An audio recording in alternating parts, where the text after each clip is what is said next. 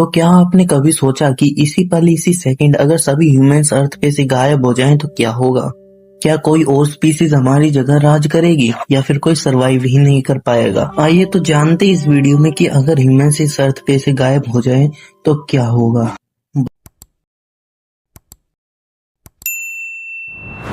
बस एक स्नैप और सभी ह्यूमंस गायब। पहले 1 घंटे में तो किसी को बिलीव ही नहीं होगा कि इतनी एडवांस सिविलाइजेशन आखिर गई तो गई कहाँ।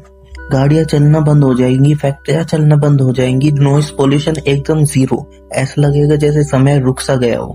लेकिन अब देखने वाला कोई भी इंसान जिंदा नहीं बचा होगा। बचेंगी तो सिर्फ इंसानों द्वारा छोड़ी गई निशानियां। लेकिन कितने दिनों तक?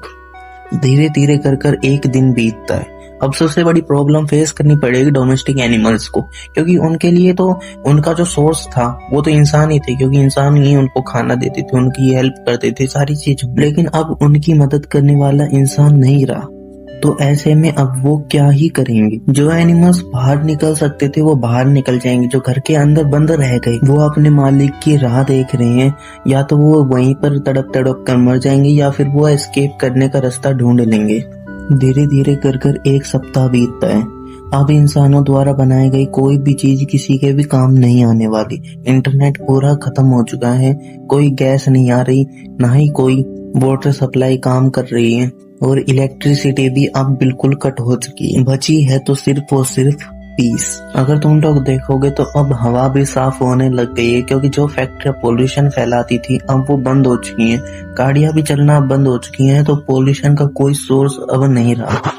अब 1 महीना बीतने के बाद, जैसे ही पूरा 1 महीना बीतता है, अब आप देखते हो कि जो डोमेस्टिक एनिमल्स इंसानों के ऊपर सरवाइव कर रहे थे, उन्हीं की वजह से जो सरवाइव कर रहे थे, अब उन्होंने भी लड़ना सीख लिया है। जिन्होंने लड़ना नहीं सीखा वो किसी न किसी के शिकार हो गए। जंगल में फॉरेस्ट से जितने भी एनिमल्स थे अब वो शहर की तरफ आना शुरू कर देंगे। कोई देश नहीं होगा, कोई बाउंड्रीज नहीं होंगी। नेचर अब धीरे धीरे कर अपनी सारी चीजें वापस ले रहा है जो इंसानों को दी थी। कुछ बिल्डिंगें तो अभी से ही कोलैप्स करना शुरू कर दी है।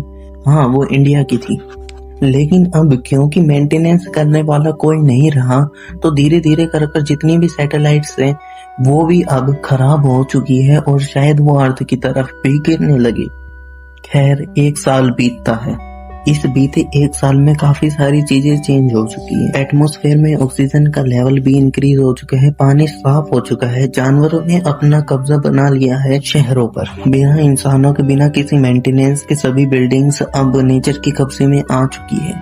अब नेचर धीरे धीरे कर अपनी जितनी भी चीजें थी सबके ऊपर टेक ओवर कर चुका है। एंड इवन जो सबसे बड़ी प्रॉब्लम आने वाली है वो है न्यूक्लियर पावर प्लांट से, क्योंकि उनके अंदर कुछ ना कुछ परसेंट में न्यूक्लियर फ्यूल अभी भी बचा होगा।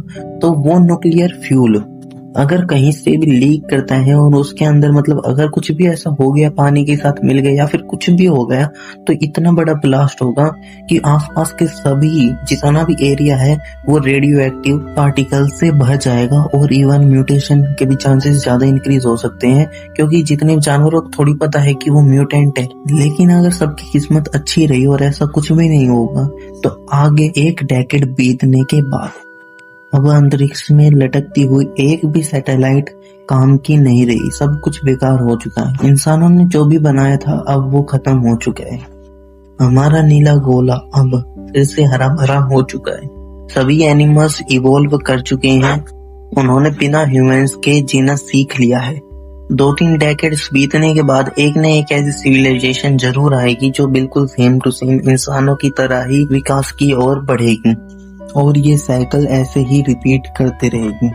कुछ तो आपको ऐसी नई नई स्पीसीज देखने को मिलेगी जो आज तक आपने कभी देखी भी नहीं थी, क्योंकि इंसानों के द्वारा फैलाए गए प्रदूषण की वजह से जो ग्लोबल वार्मिंग इतनी इंक्रीज हो रही थी और पोल्यूशन जो इतना बढ़ रहा था अब वो घटने लगा है।